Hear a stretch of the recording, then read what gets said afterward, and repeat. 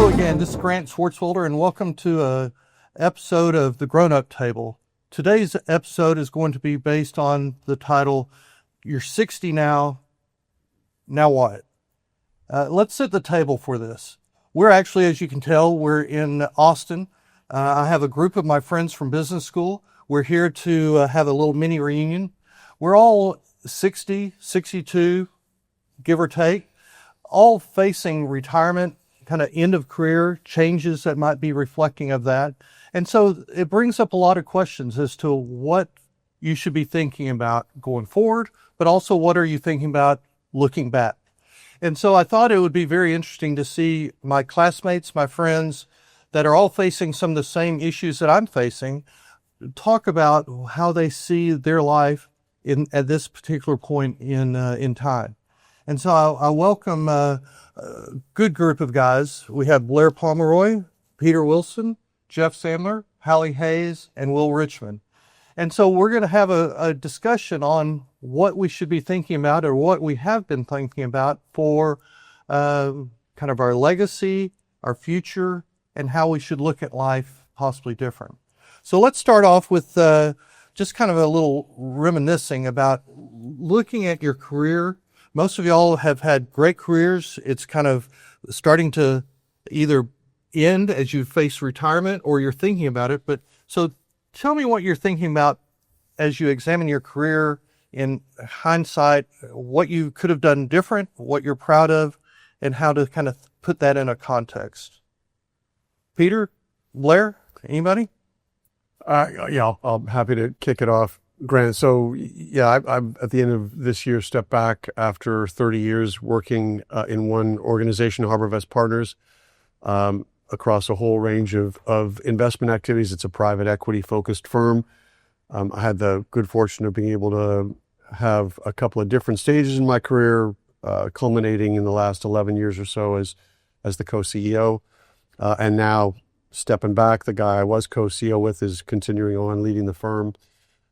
If you think about, kind of what's gone well and what would I do differently, I mean, I think one of the things for sure that has impacted my career has been choosing to be in an industry that ended up having extraordinary tailwinds. Oftentimes I say it's better to be lucky than it is to be smart in a career. I was about to say, how do you figure that out? And I had no idea when I started in the mid-90s what that was going to be like. I think the second thing that was important for me was kind of determining that I wanted to be in a business or in a company where I enjoyed and could learn from the people I was with. And I was lucky again to be in an office and be in a firm where there were a lot of kind of hard-charging, pretty bright, pretty energized people. That also made a difference. For me, it was also fun to feel like you could work across the globe in an asset class or in an industry and with a firm that had people from all walks of life and all parts of the world. That made a real difference as well. And maybe the last thing was I had an opportunity to basically bring about it, to hire and to lead a bunch of folks who've now been with the firm behind me, probably 20 years from my 30 years. And they're the ones that have now kind of gone from being, the associates, the vice presidents or whatever, right on to being the next generation of leadership in the firm. And that's something I take a lot of pride in.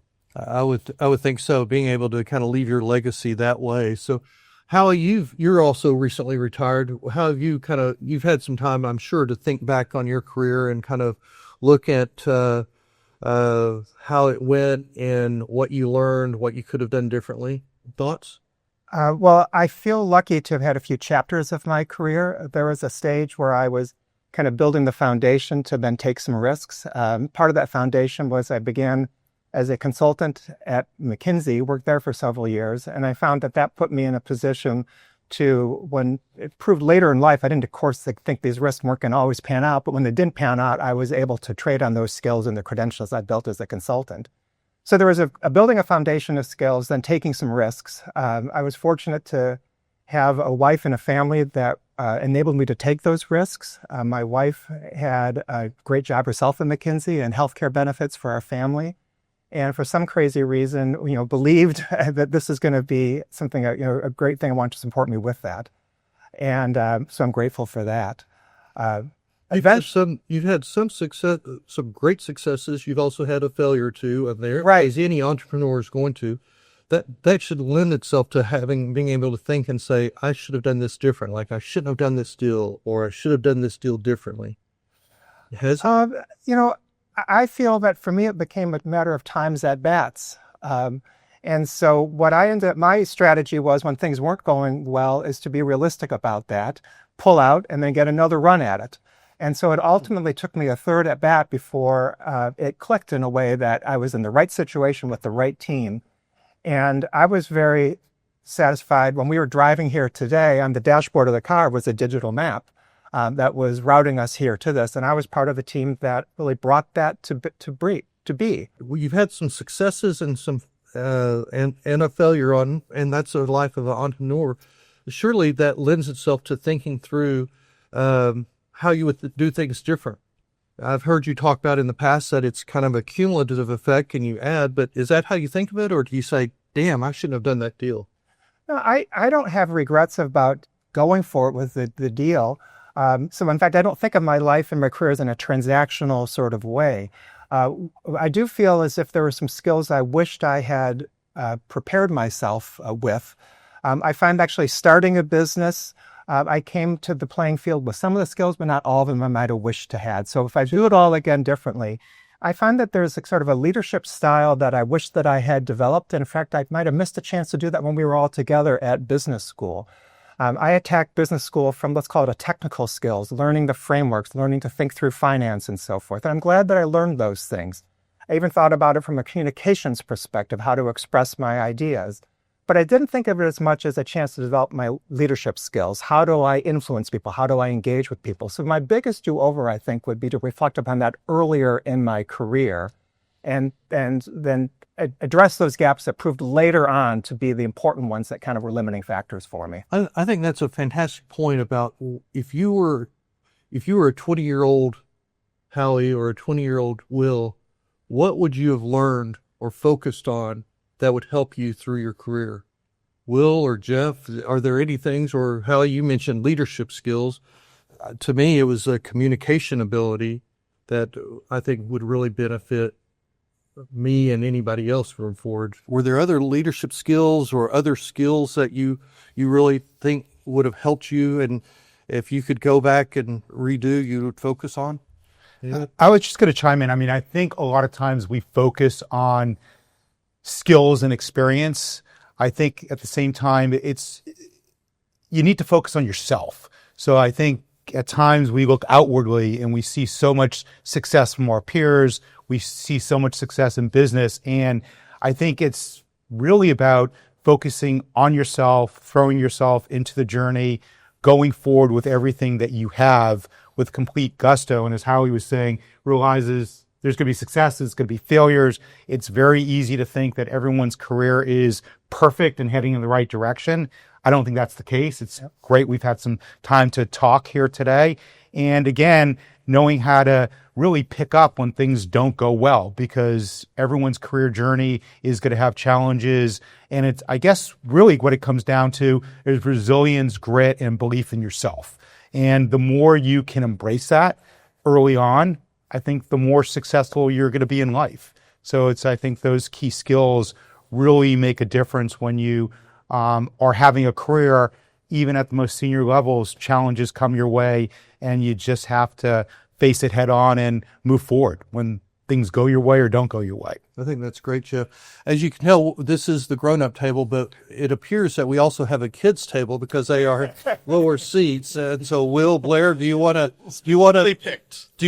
try to step up with some comments that might allow you to actually make it to the grown-up table, or do you all want to just stay there in your? I feel like a little hot under the collar. That's a little. But to that question about what skills, if you had to do it again, what would you have done differently as far as either, functionally and work-wise, or I would have focused on these skills, learning, improving? Start back in your earlier question. I think the thing that I did that, looking back, it really set me up for success was I did something that I loved, right? I started in banking on Wall Street. I did fine. And but I didn't love it. And I thought, I'm going to go back to business school and try to find a low-paying job in the airline business, right? And so I remember recruiting. Morgan Stanley wanted me, but no airlines wanted me. And I finally convinced United Airlines, which is where I always wanted to go, to take me. And I absolutely loved a 25, 30-year career in airline strategy with United and American and Qatar, and management and helping startups. It's so much work to be successful. And I think the only way you sustain that orbit is by loving what you do. And I mean, I was flying almost around the world every single week. It was crazy hours, but because my job was almost my hobby, and my wife thinks it's a little bit of a sickness, I was able to stay in that orbit, and keep working those hours and keep traveling. And I never stopped loving it. In retrospect, the thing that I probably did that sub-optimized me was, because of health reasons, being on planes all the time and being away from my wife and children, they had some health needs. Parents had some health needs. So I took a job teaching at a professor at a university, and that's been less successful. It's a huge amount of work for a lot less money. Okay. I'd have to ask the question, I don't why? love it. Because clearly we need educators, and I know you have an energy for that. Why less successful? Less enjoyable? Less successful? Less fulfilling? It is less. I mean, it sounds like it should be wildly fulfilling, but there's just endless drama and conflict. And I don't love it. I don't love it. And I do put time in it, but it's not the joy that my career was. So, I still feel very blessed, but if I had to do it again, I probably would have stayed in my main career longer. Okay. Will? I'd just add two thoughts to Blair's. One is very much agree with the idea of having passion for what you do. Passion can take a person a long way, particularly on days when the work content itself is not that interesting. So believing and being interested in the subject matter. And then related to that, I think is, for me, what's been, I'm very grateful for is becoming a subject matter expert in a particular area and being in a position to help lead. And that's in video and streaming. Yes, exactly. Just to backtrack for a moment, I, after business school, worked for what was then the third largest cable TV operator in the country, and was fortunate to be part of the team that helped us get into the broadband internet access business. And that was a huge transition for cable operators at the time. And that really moved me from being... And for all my young viewers, that was a while ago. So it's, that we've now reached forward to streaming. So just want to put that was sometime between now and telegraphs. So Morse code. And the advent of indoor plumbing. Yeah. I mean, we all here at the table can remember that in the earliest days of the internet, we dialed in with telephone modems, and they made these terrible cranky noises. And when you were online, you were not able to make a phone call simultaneously. And broadband enabled us all to have fast, always on internet access, which really caused the internet, as we know it, to flourish. So I was fortunate to be a part of that team, and I took a real interest in video streaming, and was there in the earliest days when the idea of streaming was a little postage-sized stair window. And now, of course, we're watching 4K live sports on big screen TV. So being able to be a subject matter expert and have real passion has been extremely helpful on, the inevitable days that we all have that are less interesting or maybe more frustrating than others. The frustrating thing with that, and I kind of heard it from Peter and for you, and maybe you, but how do you know what that subject should be? You kind of say you were lucked into finding that spot. I don't know if you lucked into it, but hell, my luck is I'd be subject matter expert on whips and buggies, and then what the hell? Yeah, and I think that's a great question, Grant. And I'll just share two quick thoughts. Two quick thoughts. One is luck, of course, is a big variable, and also unpredictability, and recognizing that the world constantly changes around us. And, there was no such thing as the internet when all of us got started in our careers. There was certainly no such thing as streaming, but being able to kind of recognize where opportunities arise, I think and that's unpredictable, but recognizing those is, I think, critical to helping to have a successful career. I think also to me, it's about recognizing the quality of the people that you're working with as well, and being able to sort of make a decision to look, if this is not a shop, if this is not an organization that I kind of feel aligned with, I shouldn't put a lot of time into it. I should be looking for something else. And conversely, when you do land, you talk about some of the people I'm sure you would have worked with in addition to just the industry itself. That to me is really where you want to then go long. And if you're lucky enough to then find that and or be able to bring some people aboard that also align with your values, it can be it kind of then means the runway can be as long as Heathrow. Peter, I just want to build upon that because I think it's so true. I mean, it took me a while. I'm interested in many, many different things. I bounced around, and every place I went initially, I was interested in the subject material. I did not flourish till I found a work environment, people, Right. boss, mentors, Yeah. clients that made me feel empowered. So I really like what I do. I'm a specialist in financial services. But it's really the people around me, the environment that I work in that has made me successful. So I think part of it is realizing it's not just about what you're passionate about. You got to find the right place to plant that flag. So how long do you give that? You go, everyone's bright and smiley when you interview, and you get there, and then you find the reality. Do you give it a month and say, get the hell out, or a year, or how do you sort through those type of decisions? Because you could waste a lot of time hoping and wishing things improve. Anyway?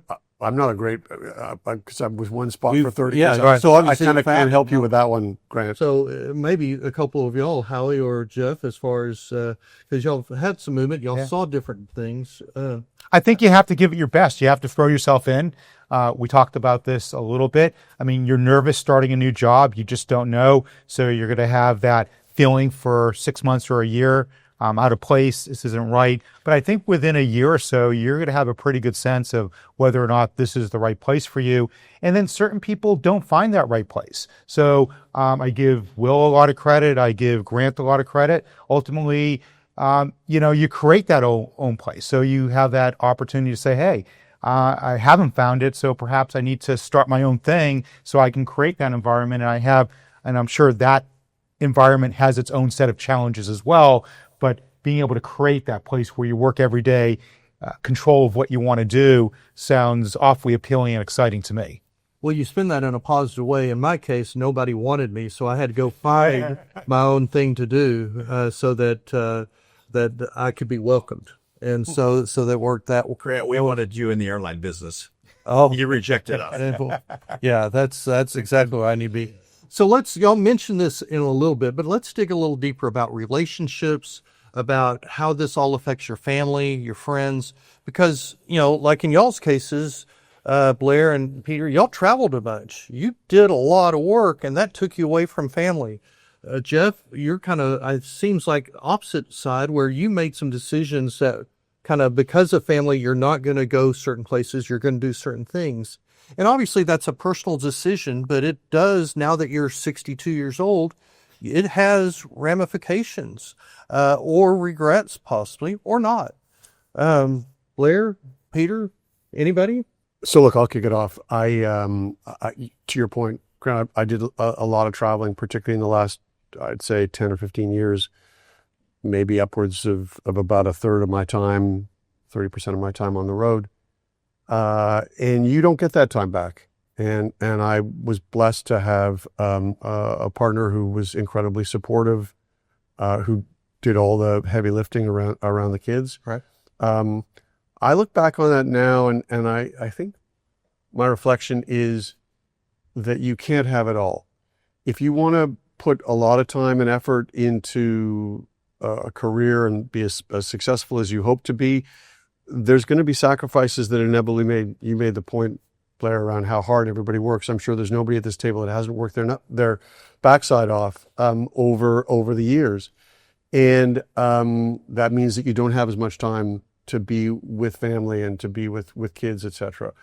And so, and that doesn't mean that's necessarily the right choice. It's an individual decision around what that balance is. And I think if I could maybe be a little bit self-critical, I'm not sure I thought about the balance or the imbalance, maybe it's a better way of saying it, as much as perhaps I could have or should have. While you're doing it, While I you're was there. focused on the job and the performance and the kind of intellectual stimulation and the fulfillment and the satisfaction you get from being able to lead a group of people and to hopefully have some successes on whatever battlefield you're on.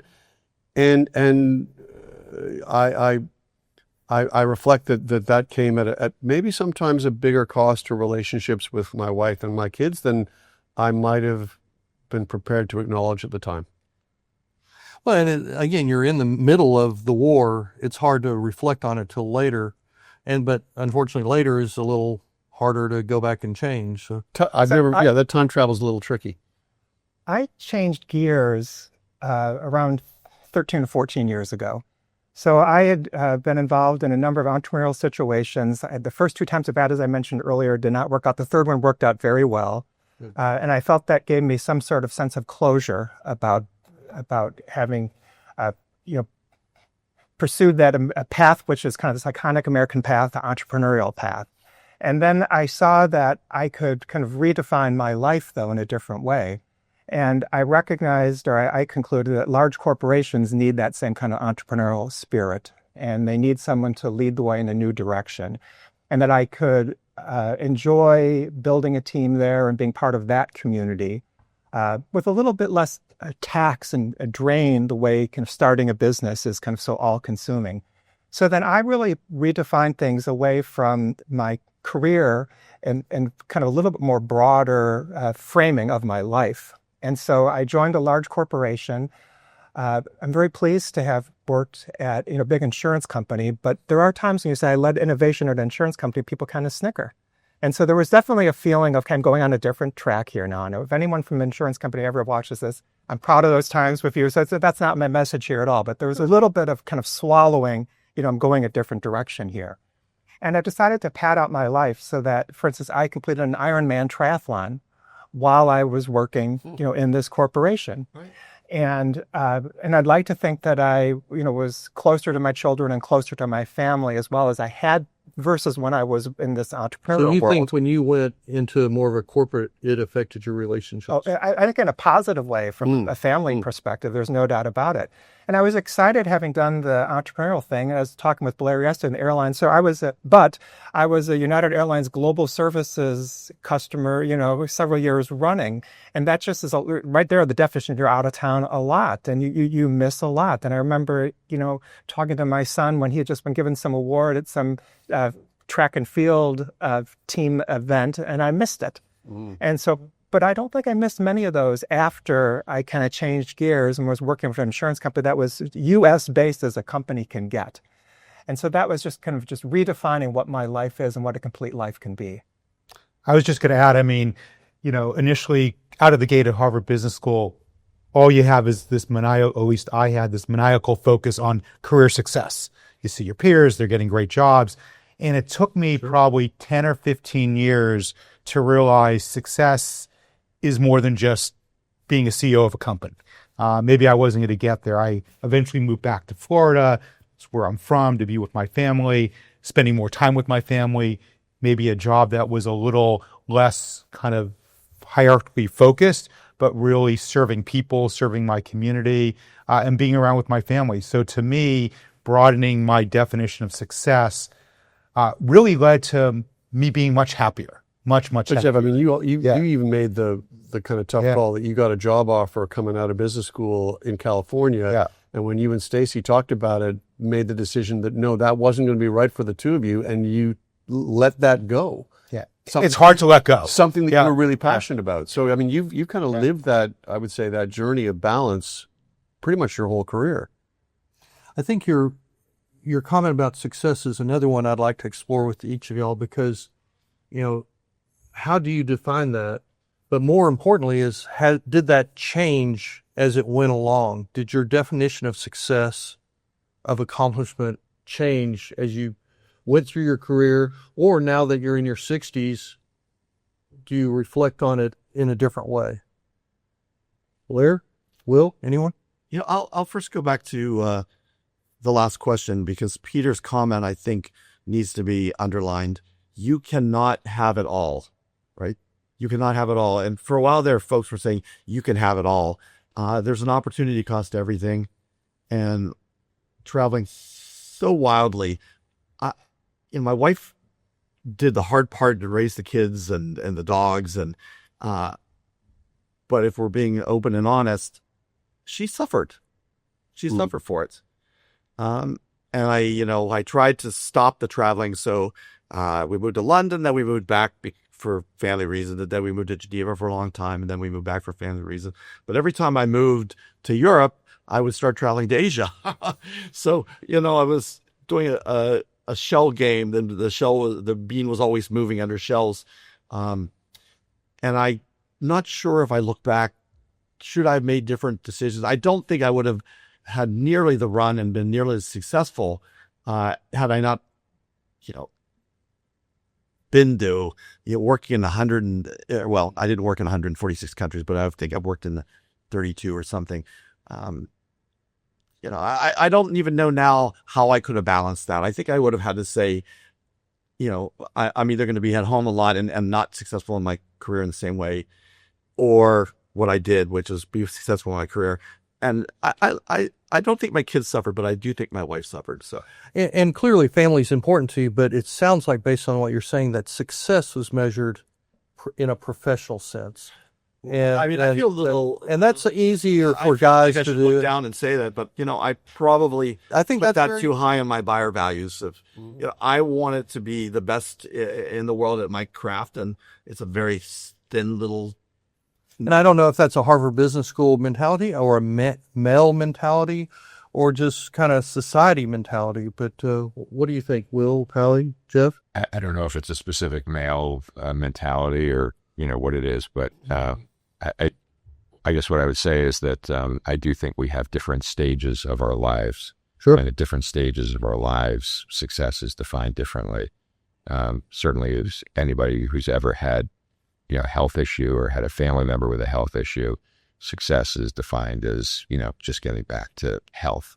When everybody's healthy, then there are other things that seem like objective. So I think the lesson to me is that life is long, it's unpredictable, balance is important, keeping sight of things that are. But can you have balance and have success in business? I think it depends on what your success, what your definition of success in business is. If your, only definition is to be, the absolute, top of your field, or, whatever sacrifices it requires, then it's going to be hard for other people to feel like, they're getting as much out of their lives as they can. So it's a difficult definition, I think. Yeah. And I do think it changes as it goes along. And some of that comes with retrospect and kind of re-examining what could have been, what should have been, and how success fits into that. So it's, as the audience, as you've probably seen, not everyone is as intellectually capable and physically capable as I am, as you see here. So you see some folks that probably have a little more iffy time on how much time they have left. I tend to say that we're 62. We might have 10 years of functional capability, meaning at some point these guys are going to be in diapers and kind of wandering around with slobber on them. So with that, You really painted a nice picture of our lives coming up, Grant. well, Who says we're not there already? well, and it's and I will still be there for you. I won't change your diaper, but I will be there to kind of pat you on the head. But it was so with a limited amount of time, and I know we had an argument. Is it? Well, I know you said one of them probably only had 5 years, but we won't get into that. But it's how he's going to live 100. But You told me if you how have a certain amount of time. The clock is, we're in the 8th inning, 7th inning, 9th inning, who knows? How do you look at that? How do you plan for that? How does that change what you're doing? Is this called stump the panel? I think it starts with relationships. I mean, I think this next chapter is all about relationships. So Grant, Thank you for inviting us to Austin for the weekend and, Hear, hear. rekindling relationships, realizing the journey's long and it's all about people. I mean, I feel like the next 30 years, I hope to live to, 100, well into my 90s, is going to be about deepening relationships with people I really care about. First, it's going to be my family, but again, friends, and going on exciting adventures, doing things that I didn't have the time to do. And again, the luxury of the next chapter is we can start, doing things on our own terms and our own time. So for me, it's finding those things that give me passion that I can do on my own time, own terms, and with those people I want to do it with. So, and it has to be relationships. You can't do it alone. So, But how in your case, you're kind of wanting to explore some different elements, art and things like that. So you're kind of like, whether it's like, I now have time, but it's, well, how do you get to that point of saying, I want to focus on this completely different thing? Well, I do hope to live to be 100, and that's So you're a long thinking that time. the 10-year assessment is wrong?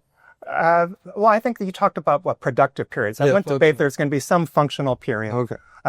Thank you. And I agree with this notion about being part of a community. And what I want to do is contribute to a community in an interesting way. And how can I continue to present myself in a new, fresh way? And how can I continue to grow? I don't want to get stale.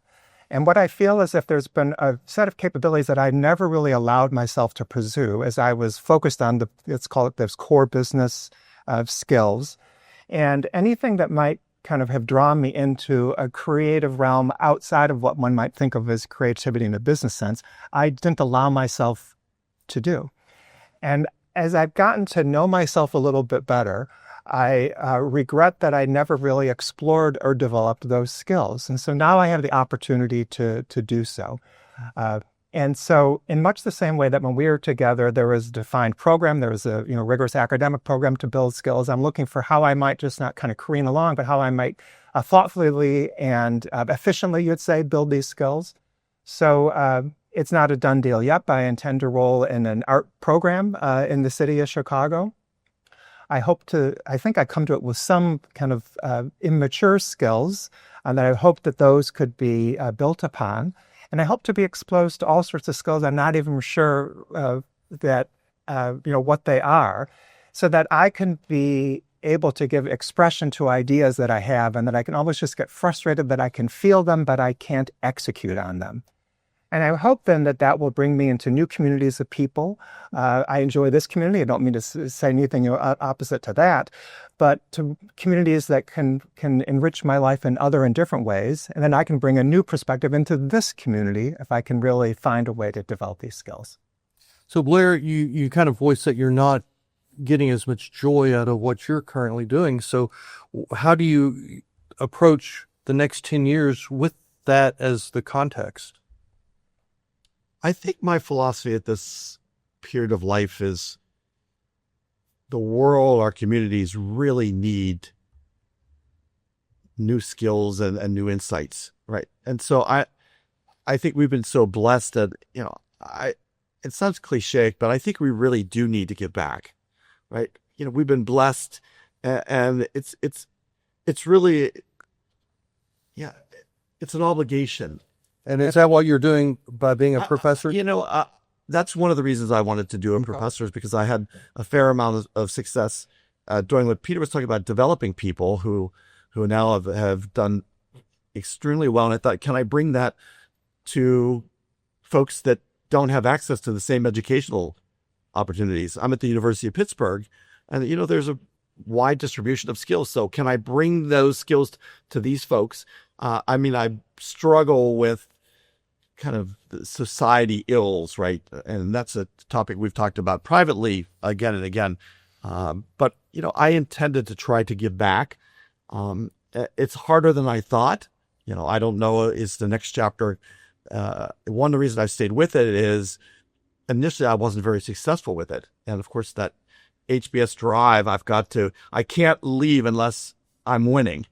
So maybe that's some psychological thing in me. And I think I have conquered it, certainly on my student scores, but not internally. So I don't know, am I going to stay with it or, spend time with Boys and Girls Clubs of America or, I don't know, fostering, seeing eye dogs. I don't know, but I do see myself as never retiring from service. So it doesn't sound like any of y'all have like a 10-year plan or a 15-year plan that you want to achieve. You're kind of feeling it out, and I know 2 of you just retired, 3 of you are still working, but there's no formal vision of what that 8th, 9th, 10th inning might look like. Maybe I'll pick up on that. Please. As a Canadian, you won't be surprised to know that I don't think of it as the 8th or the 9th inning. I think it's the start of the 3rd period. And You could call yourself an American. No, it's okay. I'm quite happy to avoid that 51st state for a good while. Yeah. But look, a couple things. One is I think that it takes courage to step away sometimes from what you're doing actively, because I think for a lot of people, the familiar and frankly, I'm doing as an example, I'm doing well at whatever it is. I'll keep going. And one of the things that I really admire Howie for is this idea that no, I'm gonna find a point. I'm gonna step away from what I've been doing for a long time because there are other things out there that I want to do, and I'm gonna give myself the opportunity and the challenge of pushing into those other areas. You did the same thing when you left the airlines and went to school, went back to teaching. One of these I'm looking forward to is I'm going to go back to school, I think, because I'd love to be an executive coach. I'd like to think about how you can give back in a slightly different way. But, to your point, it's a little daunting. Change is hard. Change is, and for me, and we talked about this last night a little bit, I actually think that challenging yourself to get out of a comfort zone in your career is a very good thing. And because one of the things it does is it asks you to bust through that uncomfortable period that you just talked about. The first few years as a professor weren't going so well, but rather than walk away from it, you pushed on, I'm assuming kind of refined a little bit further, your teaching techniques, recalibrated a little bit. And that to me is what learning and growth is about. And anyone shouldn't be afraid in their 60s or their 70s, or dare I say it, Grant, their 80s, from continuing to learn and continue to challenge yourself to do new things. And I'll just say I look damn good for being 80. But I would agree with that. But so your point, you've made it kind of a couple ways as far as, challenging yourself, but also maybe when it's time to move on, I'll put words in your mouth, but it comes around the word passion. And I think one of y'all at one time when we were talked about you've lost the passion, so it's time to move on. I don't think that was you, but in a way you have an internal clock, seems like telling you when it's time to retire, try something different. Is that, am I onto something or not? I think you are onto something, Grant. Yeah. Okay. Would you like to talk about it since it is a podcast? That was a chip shot. Yeah. Well done, Will. You can. Do you want to elaborate at all on that? These things go so much better when it's just not yes and no. I was hoping to have a moment to continue my thoughts. All right. Now let's see if it's worth the time that we're about to give you. Well, I'm not making any guarantee about the value of it. That's the we'll only that I was don't worry. prepared to say more. Okay. Yes, I think that we, as human beings, we do go through different phases where we have a passion for something and we explore that, and that oftentimes there comes a point where that passion has been kind of squeezed for everything it can be squeezed for. And then, to Pete's point, the decision is, do you try to squeeze the last few drops, or do you start to think about, what other passions you have and where else you might be able to take your... Or just look for a new squeeze. Look for a new squeeze. Pardon the pun, right? Yes. So I think that's part of the, kind of human evolution, if you will. It's not to say it's true of everyone, but I do think it's natural to feel like you've, put your all into something, and that there comes a time to put your all into something else. Having curiosity, having a growth mindset, having courage, as was said before, having a willingness to be in the uncomfortable zone, These are all requirements, but as I say, I do think that it's natural to want to explore new things. No, I think that's, we Is it worth it? talked, that was a big O check mark right there, Joey. It's, Can I give a tag onto that? You use the Carol Dweck growth mindsets. Yeah. And I'm taking this class with some kind of neuroscientist out in the West Coast. And they show the development of a brain through a bunch of brains, 180 MRIs. Right. And they start out with somebody who is very specialized. They only do X, Y, Z, 3 things well. And then they give them diverse stimuli. Right. So maybe they're a scientist, so they start giving them botany or video games. Right. And you can see with diverse stimuli, the brain filling out empty areas of, right.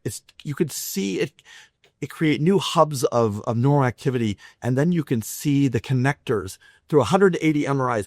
I'll have to show you guys. You can see the connectors connect things.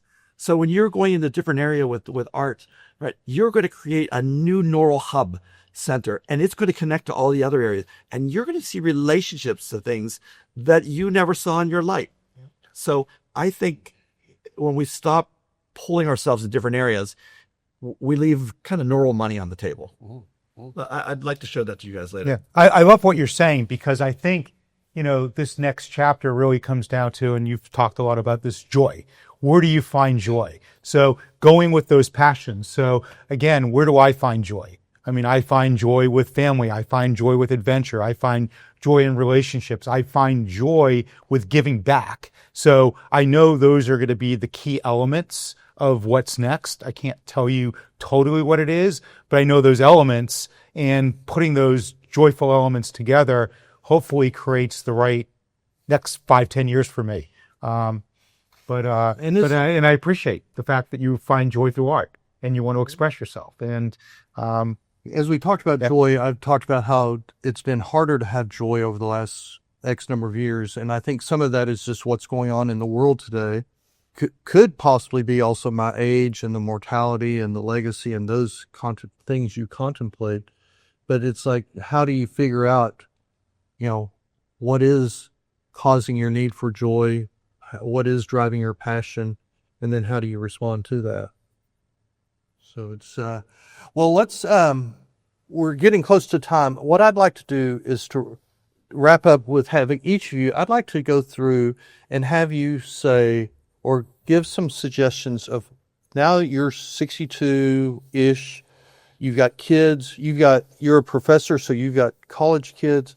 What are a couple of lessons that, as old farts that have gone uphill, walking in snow and all, but that you've seen from success, from just life experience, that you wish you could share with a 20-year-old or so? Let's not just repeat the it's about balance, it's about passion.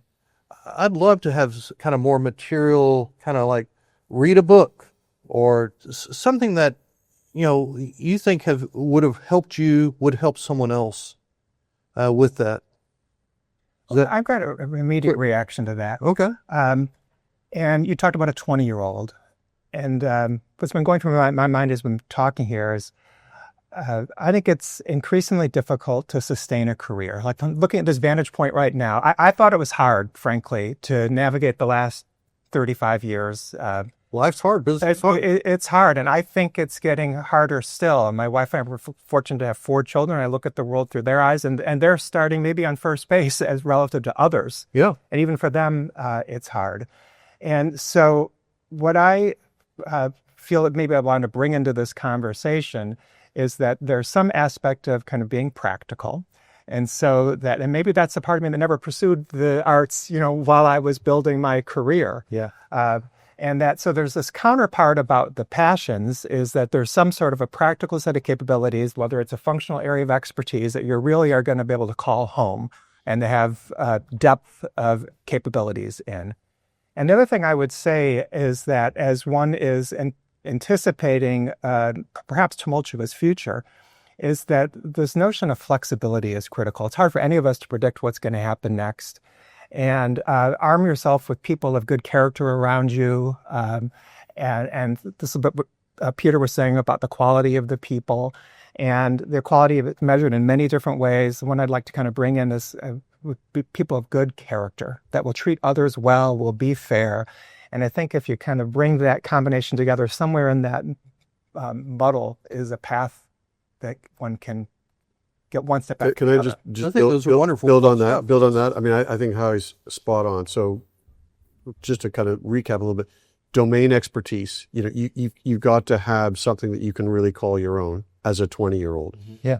The kind of notion of surrounding yourself with great people, or trying to be aware of who are the people I want to kind of attach my star to in a startup or in a young company or whatever. Flexibility, you know, the fact that you're going to not probably have a career of long standing like you would have had or I would have had. I think the fourth thing for me that has been really important is authenticity. I think when you're in an organization, particularly if you get a little bit later in your career and you're then maybe leading or managing some folks, people now have a very good bullshit detector. They smell inauthenticity, Yep. just like that. And if you don't walk and talk in a manner that's consistent, they're not going to follow you. You're not going to be given the opportunity to jump into a new role or a new position along the way. So I think that the fourth thing I would add to, I think, Howie's really good 3 points is that notion of authenticity.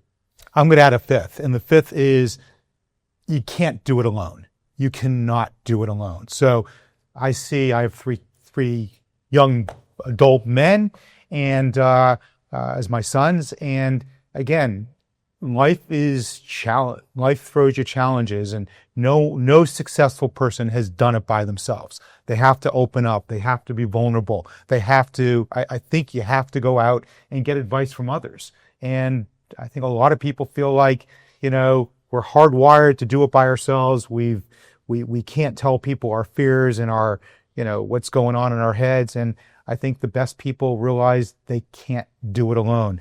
We had the conversation last night. Yeah. I mean, you were CEO of a company. You couldn't do it alone. You had someone else you could bounce ideas off of. And again, you can't do this by yourself. Do we have a 6th or a 7th? Will? I don't have a 6 or 7 necessarily, but I want to highlight one thing that I think is essential for anybody who's going to have any success in the world, which is having listening skills. And What did you say? That was too easy. right. I found in the course of my both professional and personal lives that listening, true listening, you know, what does true listening mean? It means being available to understand and take in what another person is saying, right, and really respond to that. Is rare. It's very rare and yet so critical. And so I would say weaving underneath, you know, all the various, the 5 points, 4 or 5 points that I've made so far is to really bring a listening mindset to any experience that you have with another human being, whether it's in a professional setting or in a personal setting. I might make a friendly amendment to that, in that kind of being in the moment. Yes.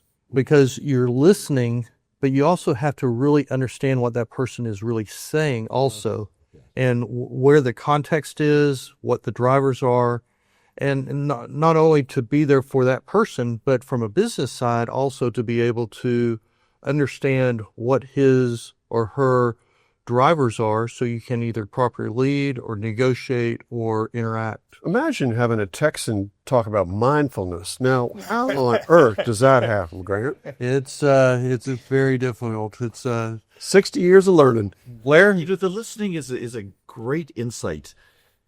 This current generations, their media is visual and they're typing, and they've got so much stimulation that they're constantly expunging. Oh, that was a good TikTok video of golden retriever baby puppies. Dopamine comes through and then out it goes. And, you know, they just, and they were also trained, starting with Sesame Street, the video changes every 3 seconds, right? And now you've got to sit with something that, New stimuli. Yeah. And I see that they all want to go up and get water and go to the washroom. 75-minute classes, they all want to constantly, because they've not been trained and they don't train to listen. So I think that's really spot on. I'll add 2 things. I'll borrow from Jensen Huang of NVIDIA. May you have a life of pain and suffering, because you will, right? Is That's life a good happy note to end. is life fair? It is not, right? I basically left my career because of health issues with my children. And I think I've shared with you guys, I thought I had everything until I spent a month crying nonstop, right? So Till you didn't. until I didn't. So, is someone to blame? No, life is hard, and good times come after bad times, and bad times come after good times. It's almost a sine function.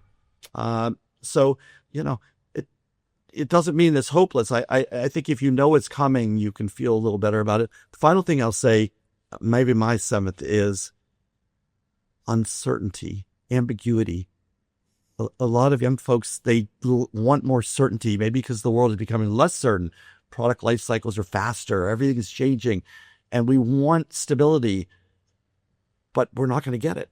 So being able to deal with ambiguity, things that are not paint by numbers, that constantly are changing, right? Can you embrace change versus fighting it? Not easy. No, definitely not. Guys, really appreciate you opening up, sharing your thoughts. Let's clear the table real quick. It's what you just heard is some great life experiences from folks that have a lot of different, a wide assortment of experiences. Hopefully one or 2 of these will be applicable to where you are. I think one of the bigger takeaways is that from a timing standpoint, whether you're 62, whether you're 22, a lot of these things stay consistent as far as listening and passion and the things that we've talked about. So the more you can embrace those and really try to live some of these lessons, I think you will achieve a much happier life and hopefully a more successful one. So again, thank you for being at the Grown Up Table. And if you like what you're hearing, please follow us on YouTube or wherever you get your podcast. And I look forward to seeing you at the next one. Thank you.